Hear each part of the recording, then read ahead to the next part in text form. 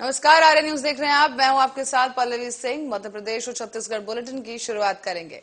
यहां मंगलवार को मंत्रालय में हुई एक कैबिनेट की बैठक में जहां मुख्यमंत्री शिवराज सिंह चौहान की अध्यक्षता में बैठक संपन्न हुई और इस बैठक में शिवराज सरकार ने कैबिनेट ने कई बड़े फैसले लेते हुए गौवंश की समृद्धि और प्राकृतिक कृषि विकास बोर्ड के प्रस्ताव को मंजूरी दे दी है। तो वहीं संत रविदास स्वरोजगार योजना और डॉक्टर भीमराव अंबेडकर आर्थिक कल्याण योजना पर भी मुहर लगाई गई। वहीं आपको बता दें कि दतिया में मोटर ट्रांसपोर्ट स्कूल खोलने पर भी सीएम शिवराज की मुहर लगाई गई है।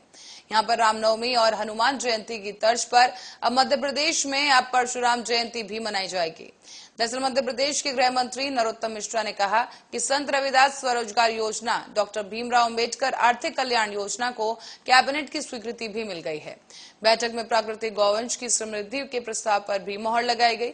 साथ ही विभिन्न विभागों में नवीन पदों के सृजन को कैबिनेट ने स्वीकृति दी है। फसल के विधिवरीकरण को लेकर भी प्रोत्साहन के लिए भी मंजूरी दी गई और दतिया में मोटर ट्रांसपोर्ट स्कूल बनाने की भी बात कही गई है। साथ ही बताते चलें कि प्राकृतिक कृषि विकास बोर्ड के गठन को भी इस दौरान मंजूरी मिल गई है। रामनवमी और हनुमान जयंती के बाद अब मध्य प्रदेश में परशुराम जयंती भी मनाई जाएगी।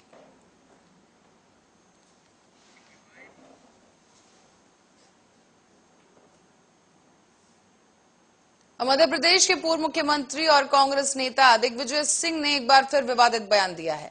उन्होंने कहा है कि ये भारतीय जनता पार्टी ही थी जो पत्थरबाजी करने के लिए गरीबों को काम पर रख रही थी। एक जनसभा को संबोधित करते हुए दिग्विजय सिंह ने ये तमाम आरोप लगाए हैं। कहा कि बीजेपी गरीब मुसलमान लड़कों को पैसे देकर खुद ही उनसे पत्थर फेंकवाती है।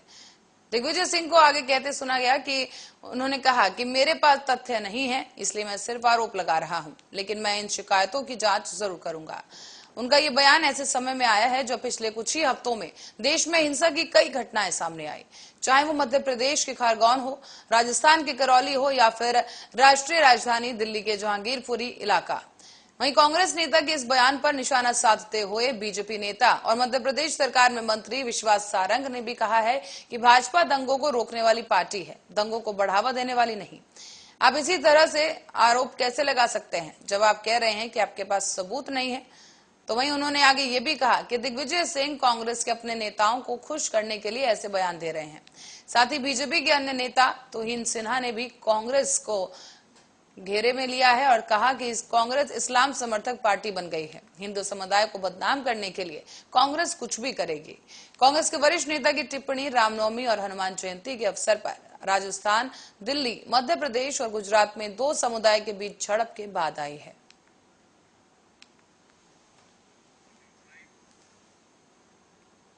तो वहीं भारतीय रेलवे ने छत्तीसगढ़ राज्य के मुख्यमंत्री भूपेश बघेल और केंद्रीय मंत्री अश्विनी वैष्णव के बीच चर्चा के बाद अब छत्तीसगढ़ में 23 में से 6 ट्रेनों की सेवाएं फिर से एक बार शुरू कर दी गई हैं। गौरतलब है कि मंगलवार को बघेल ने केंद्रीय रेल मंत्री से उन 23 ट्रेनों को लेकर संचालन के बारे में फिर से उन्हें शुरू करने का आग्रह किया था, जो कि ट्रैक रखरखाव के काम के कारण रुकी हुई थी। तो वहीं सीएमओ ने बताया है कि रेल मंत्रालय ने छत्तीसगढ़ एक्सप्रेस, समता एक्सप्रेस समेत करीब छत्तीसगढ़ में 6 ट्रेनों को फिर से एक बार शुरू करने के आदेश दिए हैं। बताया ये भी जा रहा है कि दक्षिण पूर्व मध्य रेलवे बिलासपुर ने 23 अप्रैल को एक आदेश जारी किया था, जिसमें कहा गया था कि 24 अप्रैल 2022 से अगले एक महीने के लिए छत्तीसगढ़ से गुजरने वाली कुल 23 एक्सप्रेस और लोकल ट्रेनों का संचालन बंद कर दिया गया है। तो वहीं मुख्यमंत्री बघेल ने मंगलवार को केंद्रीय मंत्री वैष्णव से टेलीफोन पर भी बातचीत की। इन ट्रेनों के रद्द होने से यात्रियों को हो रही कठिनाइयों से अवगत कराया गया है। साथ ही उन्होंने रेल मंत्री से जनहित को देखते हुए इन ट्रेनों का संचालन फिर से शुरू करने का आग्रह किया। राज्य सरकार के मुताबिक इन ट्रेनों की सेवाएं बंद होने से पहले यात्रियों के लिए कई वैकल्पिक व्यवस्था नहीं की गई थी।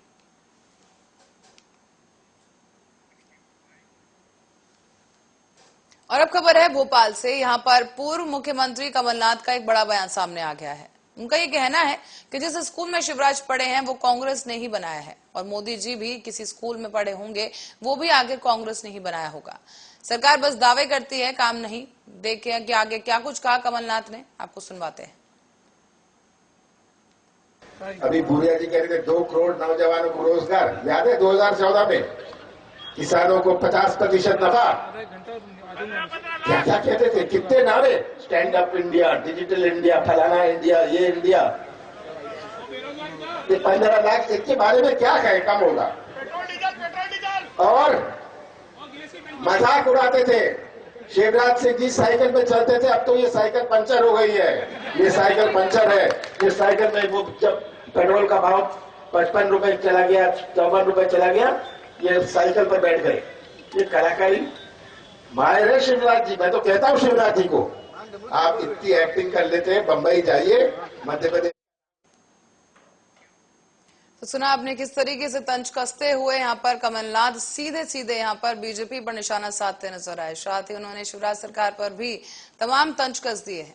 चलिए इसके बाद रुक करेंगे अगली खबर की ओर। भोपाल में यहाँ नेता प्रतिपक्ष कमलनाथ के विधानसभा की कार्रवाई को लेकर दिए गए इस बयान पर बोले संसदीय कार्य मंत्री नरोत्तम मिश्रा, जिन्होंने पलटवार करते हुए कहा कि अब ये पीड़ादायक है कि बार बार दिल्ली दौरा हो रहा है। मुख्यमंत्री नेता के पद पर रहने वाले अगर विधानसभा की कार्रवाई को बकवास कहेंगे तो ये लोकतंत्र का अपमान है।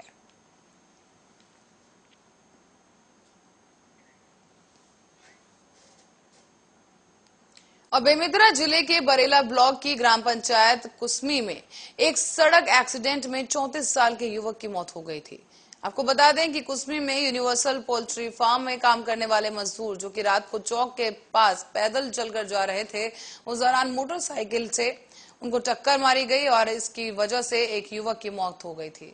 अब गांव वालों द्वारा पता चला है कि बाइक वाला पोल्ट्री फार्म का है, जिसके बाद सरपंच और गांव वाले पोल्ट्री फार्म पहुंचने लगे, लेकिन यूनिवर्सल पोल्ट्री फार्म के मैनेजर कर्मचारी उल्टा सरपंच और जनप्रतिनिधियों को गाली गलौज कर और अभद्र व्यवहार करने लगे।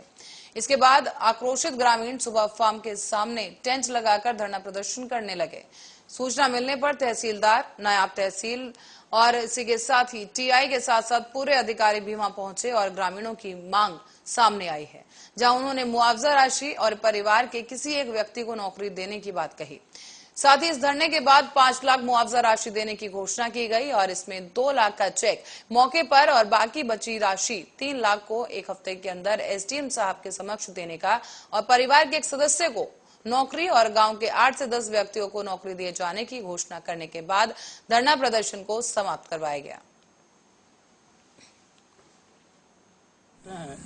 पंच सरपंच के साथ जो गांव में और मुखिया रहते हैं उसमें मैं भी शामिल हूं और ये जो हादसा हुआ है ये कंपनी के कर्मचारी द्वारा हुआ है। हम लोग कुछ विशेष मांग नहीं किए हैं कि वो गरीब परिवार है, उस गरीब परिवार को मदद चाहिए और ये कंपनी के द्वारा जो हमारे गांव में अनर्गल गलत व्यवहार से अपना बात सामने के लिए चलने के लिए गर्मी के कारण निकले थे। यूनिवर्सल पता चला है कि उन लोग यूनिवर्सल मुर्गी फार्म में कार्यरत है। उसका जानकारी मिलते ही हम लोग यूनिवर्सल आए, क्योंकि समझौता कर दें, कुछ राशि सहयोग या हॉस्पिटल ले जाने में सहयोग करे। लेकिन यहाँ आने के बाद यह हुआ कि हम ही लोगों से अब व्यवहार करने लगा और मारपीट। तो वहीं बेमेतरा में नए थाने चंदनू का शुभारंभ हो चुका है। इस थाने का शुभारंभ संसदीय सचिव गुरुदयाल सिंह बंजारे ने किया है और बेमेतरा के चंदनू में एक कार्यक्रम का आयोजन कर इस थाने की शुरुआत की गई। इस कार्यक्रम में IG OP Paul, collector Bhoskar विलास संदीपान और एसपी धर्मेंद्र सिंह चवई मौजूद रहे हैं। साथ ही बताते चलें कि चंदनू में थाने की शुरुआत होने से करीब 39 गांव के लोगों को इसका लाभ मिल सकेगा। इसके साथ ही इस इलाके में अपराध पर लगाम भी लगेगी और कलेक्टर और एसपी ने भी चंदनू में थाने की शुरुआत पर खुशी जाहिर की है। उनका ये कहना है कि इस इलाके में अपराधियों पर लगाम लगाने के लिए थाना शुरू करना बेहद जरूरी था। क्राइम में थाना पुलिस अंकुश भी लगता है और एक सोशल अवेयरनेस भी आता है। बिकॉज क्या है कि जब हम लोगों को बताएंगे पुलिस का प्रेजेंस होता है तो लोग क्राइम के लिए थोड़ा सा हिचकिचाता भी है और उसमें जो सोशल अवेयरनेस भी आता है, तो बहुत सारी चीज़ें ऐसी हो जो कंट्रोल में आती है। भले आप जैसे बोल रहे हैं कि उसमें जाना जाता है, लेकिन निश्चित तौर पर भविष्य में। और खबर है छत्तीसगढ़ से, जहां पर छत्तीसगढ़ प्रदेश में पुलिस महकमे में अब तक की सबसे बड़ी सर्जरी हुई है। यह मुख्यमंत्री भूपेश बघेल के प्रदेश के दौरे से पहले छत्तीसगढ़ प्रदेश के 253 निरीक्षकों को बदल दिया गया। दरअसल पुलिस अधिकारियों को मिल रही शिकायतों के बीच रायपुर के 27, राजनांदगांव के 26 और दुर्ग के 22 टीआई को हटा दिया गया। इनमें से अधिकांश को बस्तर संभाग के अलग अलग जिलों में पदस्थ किया गया है। हालांकि जारी आदेश में पुलिस विभाग की ओर से बड़ी चूक की गई। ये चूक ऐसी है कि विभाग ने मृत व्यक्तियों का भी तबादला कर दिया है, जिसकी मौत अक्टूबर 2021 में सड़क हादसे में हो गई थी। तो वहीं डीजीपी जुनेजा के आदेश पर ये जारी करने के बाद पुलिस विभाग की कार्यप्रणाली पर सवालिया निशान खड़े होने लगे हैं।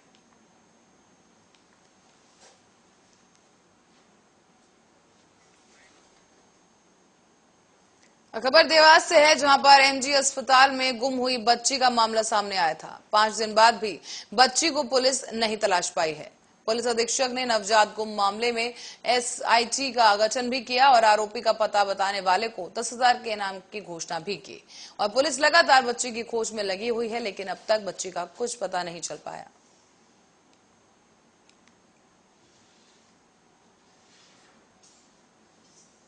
देखिए, अस्पताल परिसर से जो बालिका गायब हुई थी, गुम हुई थी, उसमें केस रजिस्टर करके इन्वेस्टिगेशन हमारा चल रहा है। उसमें आज एक एसआईटी गठित की है, जिसमें एडिशनल एसपी उसके इंचार्ज रहेंगे। उसमें 2 डीएसपी और थाना प्रभारियों को लगाया है, ताकि उस पर फोकस करके उसमें जो जिले में और जिले के बाहर जो टीमें भेजनी है उनको कोऑर्डिनेट किया जा सके। इसमें 10,000 रुपये के इनाम की घोषणा भी की। खबर जांजगीर चांपा जिले से है। यहां पर शराब के नशे में पिकअप ड्राइवर ने नाचते हुए बारातियों को जोरदार टक्कर मार दी है। इसमें 4 युवक घायल हो गए। और आपको बता दें कि बारात में गए युवक जो डीजे पर नाच रहे थे, उनको डीजे वाली गाड़ी ने टक्कर मार दी। बताया जा रहा है कि ड्राइवर शराब के नशे में धुत था, जिसके चलते ड्राइवर ने आगे गियर लगाने के बजाय पीछे गियर लगा डाला।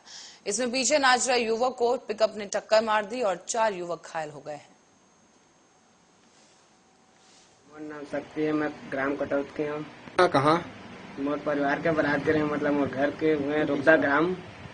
पिकअप में जो आगे करा थी तो गियर पीछे कर दी तो हल्का से हुई तो इससे पीछे हो गए। 4 जन घायल हो रहे हैं, मतलब चक्का के नीचे वहाँ के है। इसे सबसे शुरू राछा अस्पताल के इंतकाल जानकारी इंतकाल बाद वहाँ बिलासपुर ट्रांसफर करी से। चलिए बढ़ेंगे अगली खबर की ओर। मंदसौर में पुलिस अधीक्षक के निर्देशन पर चेकिंग अभियान चलाया जा रहा है। इसमें पुलिस को बड़ी सफलता भी हाथ लगी, जहां डोडा चूरा की तस्करी मामले में एक युवक को पुलिस ने गिरफ्तार कर लिया है। आपको बता दें कि पुलिस ने एम्बुलेंस में अवैध रूप से डोडा चूरा बरामद किया। युवक को मौके से गिरफ्तार कर लिया गया है।